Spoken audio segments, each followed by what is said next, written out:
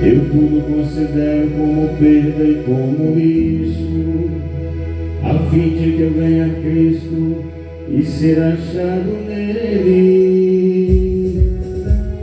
Aleluia, aleluia, aleluia, aleluia, aleluia, aleluia, aleluia,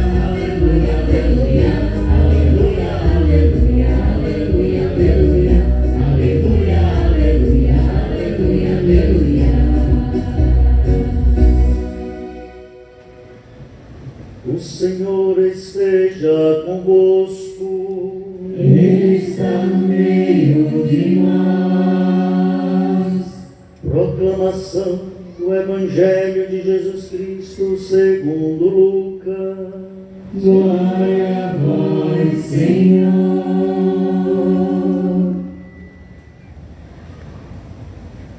Naquele tempo, disse Jesus aos seus discípulos: Eu vim para lançar fogo sobre a terra, e como gostaria que já estivesse aceso. Devo receber um batismo, e como estou ansioso até que isto se cumpra. Vós pensais que eu vim trazer a paz sobre a terra? Pelo contrário, eu vos digo, vem trazer a divisão. Pois daqui em diante, numa família de 5 pessoas, 3 ficarão divididas contra 2, e 2 contra 3. Ficarão divididos o pai contra o filho contra o pai, a mãe contra a filha contra a mãe, a sogra contra a nora, e a nora contra a sogra. Palavra da salvação. Glória a vós, Senhor.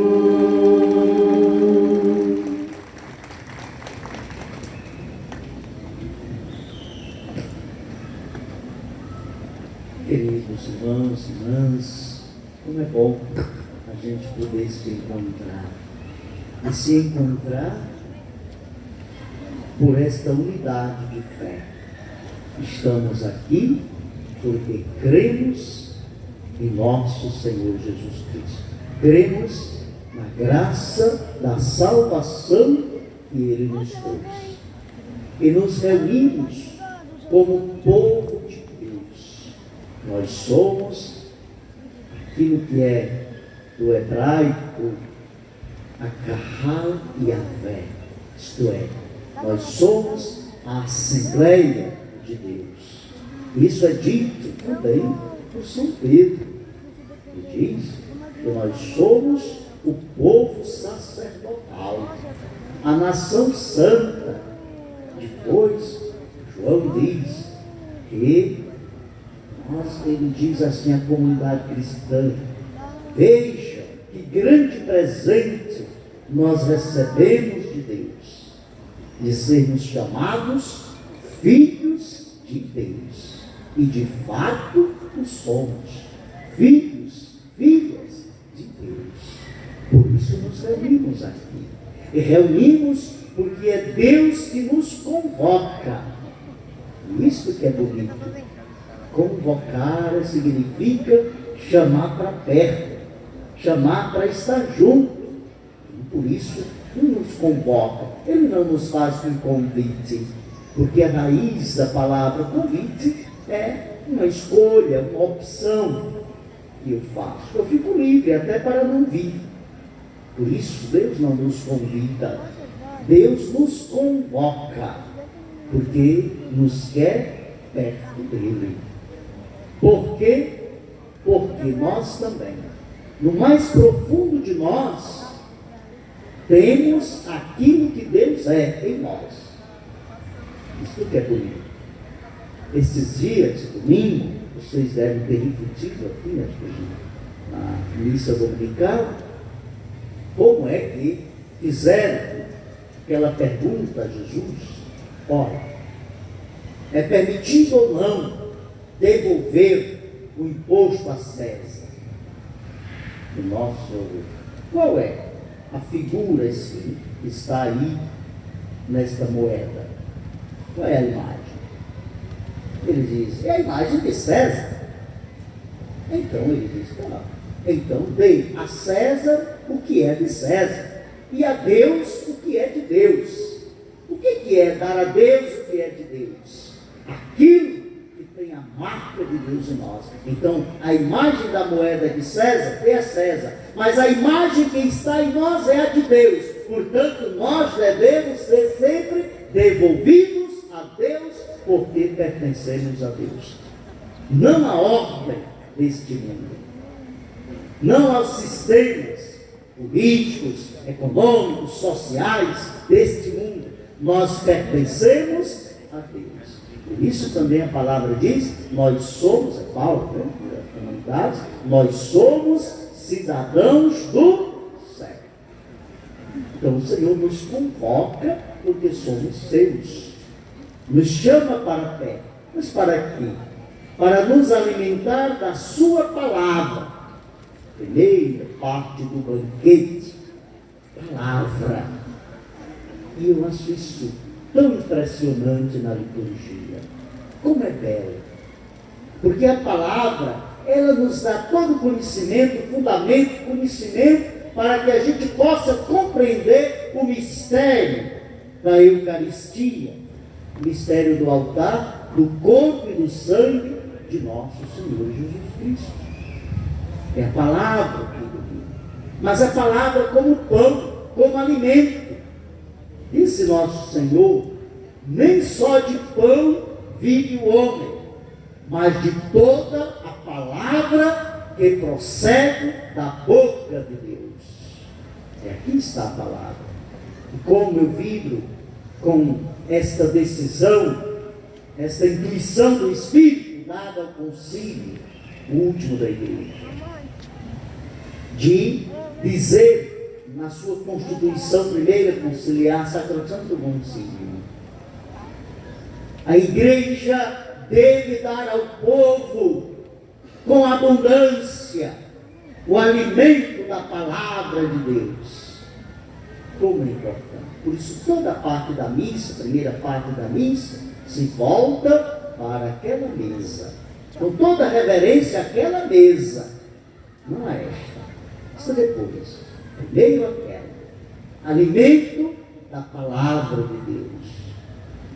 O salmista diz que a palavra também é luz para o caminho, é lâmpada para os pés. Isso, para a gente saber para onde vai. Quem caminha sem a luz da palavra, não sabe para onde vai, se perde no caminho e cai nas trevas, na escuridão, da miséria e do pecado que leva à morte. É o que diz a palavra de Paulo aos Romanos hoje. Quando não conhecíamos a Cristo, quando não conhecíamos a graça, quando Deus ainda não nos havia alcançado pela graça da salvação na cruz, encarnação, mistério da paixão e a ressurreição, nós vivíamos no pecado. Vivíamos na iniquidade, na solidariedade profunda, intrínseca ao pecado primeiro, à desobediência do primeiro homem e da primeira mulher. Mas com a graça do Cristo e o sangue derramado na cruz como redenção, como alcance de misericórdia, nos lavando das nossas misérias, devemos viver agora como escravos de Deus, livres da escravidão do mundo, dos sistemas, da lei até judaica que aprisionava, escravizava e oprimia e matava as pessoas em nome desta lei. Agora em Cristo, a liberdade dos filhos e filhas de Deus.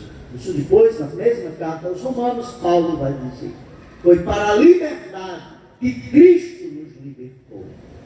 Esta liberdade dos filhos e filhas de Deus, para vivermos da justiça, para vivermos do amor, para vivermos vivos eternamente, como Cristo vive. Esse é o alimento da palavra. Quando a gente olha esse texto do Evangelho, a gente fica se perguntando: o que significa isso? Vocês pensam que eu vim trazer a paz para o mundo? Eu não vim trazer a paz, eu vim trazer a divisão. Isso significa que nosso Senhor seria um controverso? Isso seria que nosso Senhor estaria trazendo para o mundo a fofoca, a violência, a maldade? Não. O que o evangelista está dizendo, Lucas, nos ensinando, é aquilo: quem faz uma opção para o Senhor, faz uma opção que corre riscos, que exigem decisões muito rígidas. Tem uma exigência. Por isso olhar também. Quem faz uma opção pelo Senhor precisa muitas vezes entrar no rigor para continuar na fidelidade. A igreja está vivenciando agora a primeira fase conclusiva do processo sinodal, desde o dia 4 até 29. E ali estão os padres sinodais com o Papa, delegados, refletindo, ouvindo a voz do Espírito. O que este Espírito diz à igreja hoje, para que a igreja se mantenha na fidelidade do Evangelho, portanto, na fidelidade a Cristo. Isso exige muito. Precisa romper com esquemas, com tradicionalismos, com estruturas que não correspondem mais, linguagens, tudo isso. A gente precisa ter a coragem de olhar.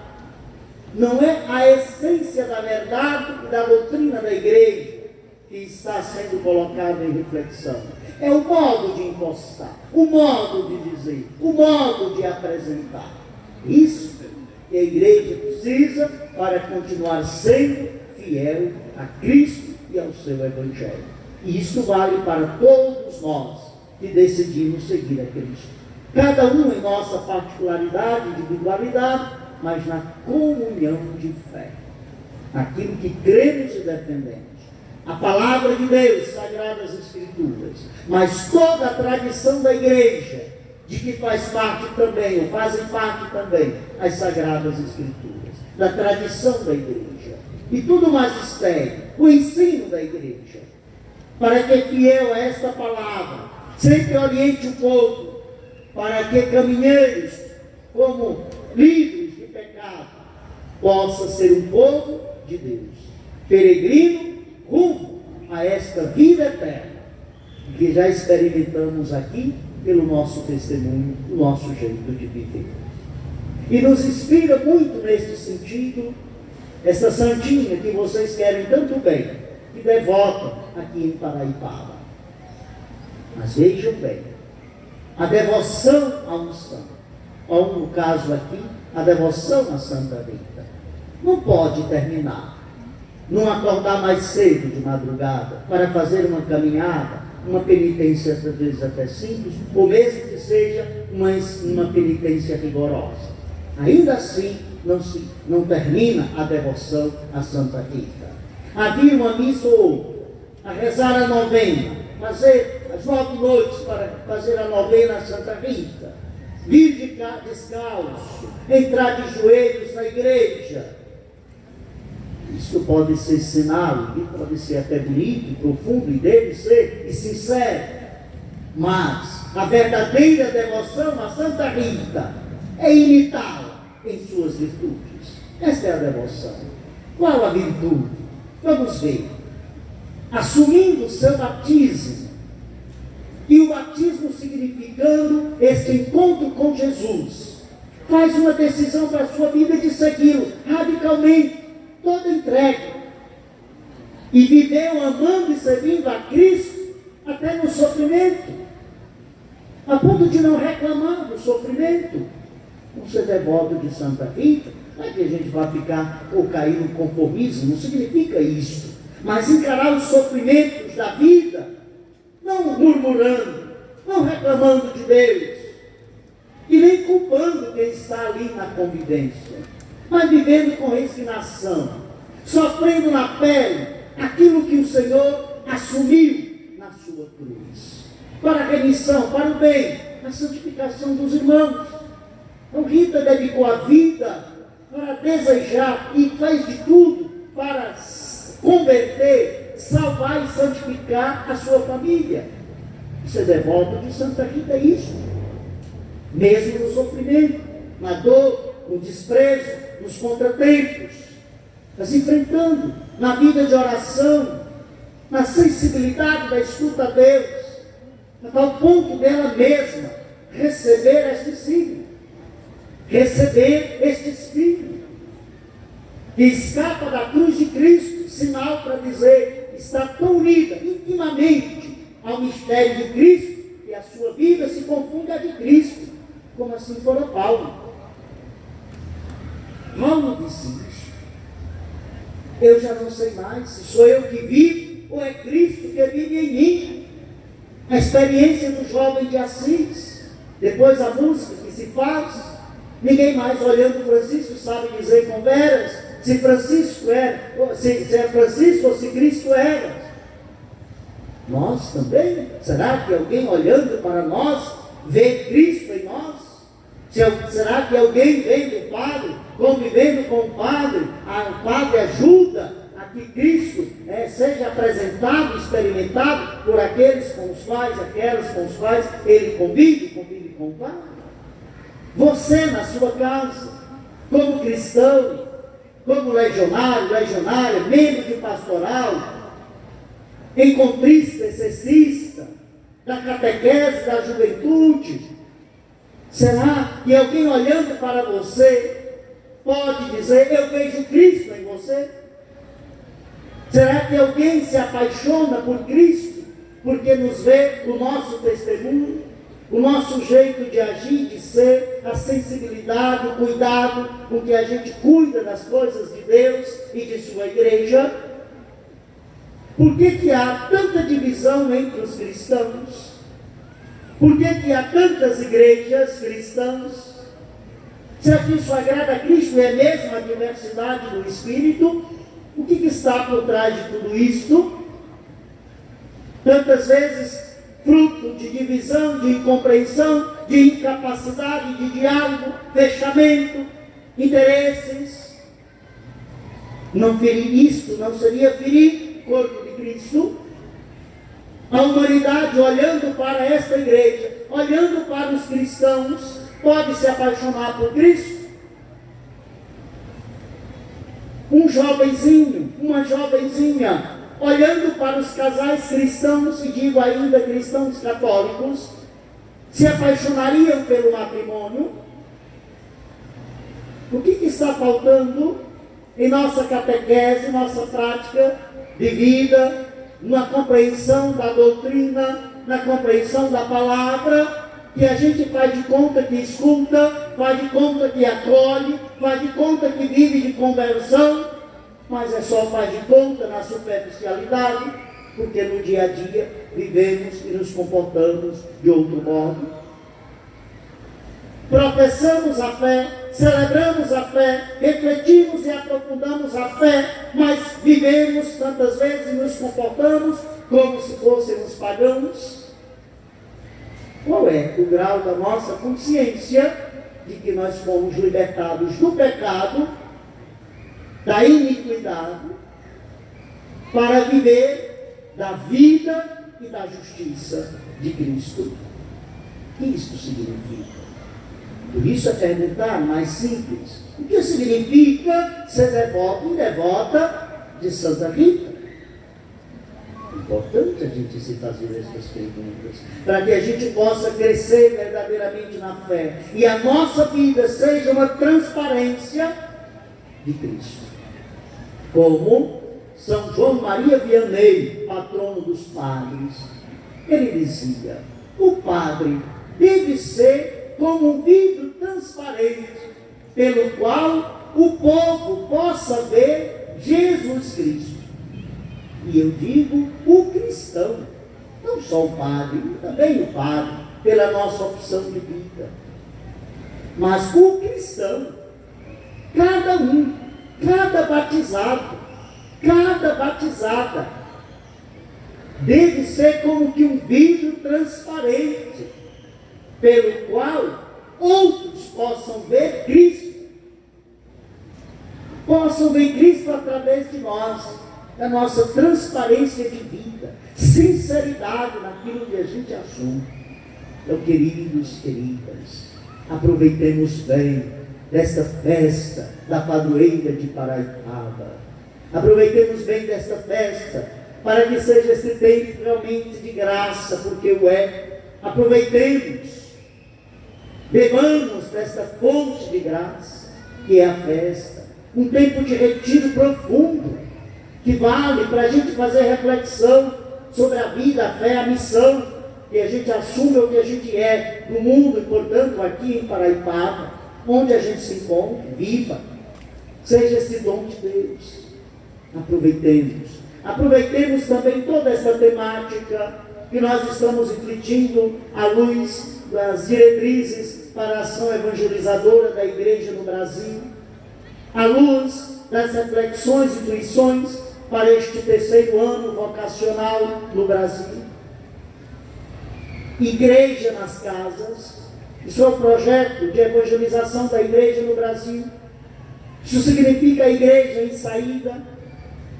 Da experiência que eu faço com Cristo, eu vou ao encontro das outras pessoas para ajudá-las também a fazer um encontro com Cristo. Mas também igreja nas casas significa a igreja está na sua casa, a sua família é a igreja, a célula primeira da igreja. A igreja começa no matrimônio, no início da sua família. Portanto, a família deve ser este lugar da ternura, do aconchego, do diálogo, do perdão, da reconciliação, o ambiente gostoso para onde a gente gosta de voltar também, queira estar, queira voltar. A família é esse espaço. E assim como a família é esse espaço para esse ambiente gostoso da família cristã, seja a família retrato, imagem para a comunidade igreja, que seja gostoso a gente estar em comunidade.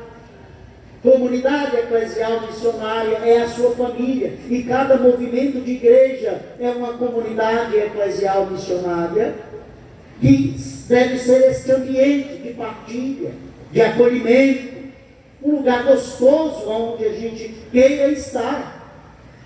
Isso é a comunidade, isso é a igreja nas casas, que se sustentam em 4 pilares importantes, fundamentais: palavra, o pão, e pensando no pão, toda a sacramentalidade da igreja, caridade e ação missionária.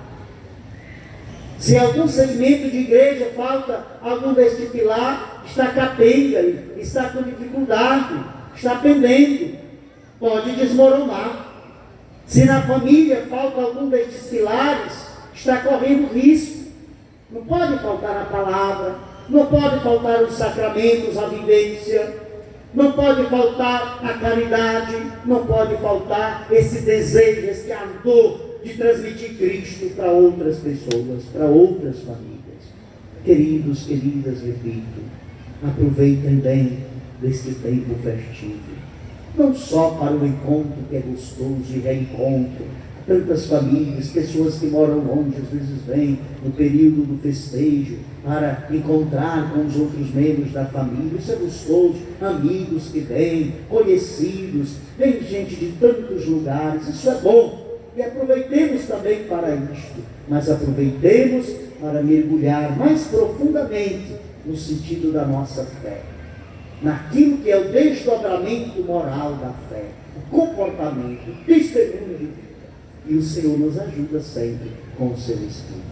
Vamos baixar outra vez a nossa cabeça. Fechando os olhos outro instante, ainda contemplando esta palavra de Deus, fazendo diante desta palavra o nosso propósito de fé, de vida, de missão. O que precisamos melhorar, mudar? O que preciso mais fazer para acolher na vida mesmo, concretamente, esta palavra de Deus? Sair do pecado, viver a vida em Cristo e assumir as consequências, mesmo que sejam difíceis e dolorosas, mesmo no sofrimento. Jamais distanciar-se de Cristo.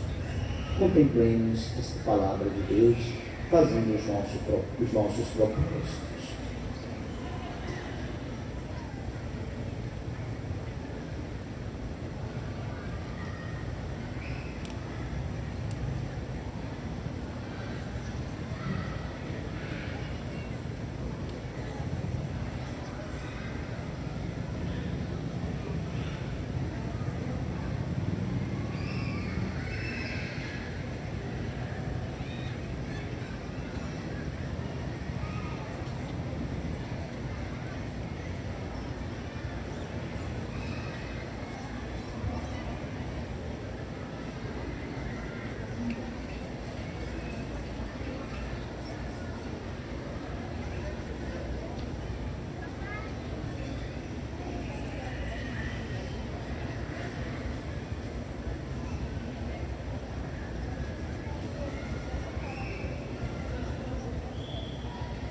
E unidos na fé, no coração, vamos apresentar ao Senhor as nossas preces, nossas orações comunitárias, também apresentando ao Senhor nosso compromisso, nosso propósito de assumir a nossa fé. E naquilo que a gente pede a Deus, confiantes na sua graça, também nossa abertura de realizar aquilo que Cristo quer fazer em nós.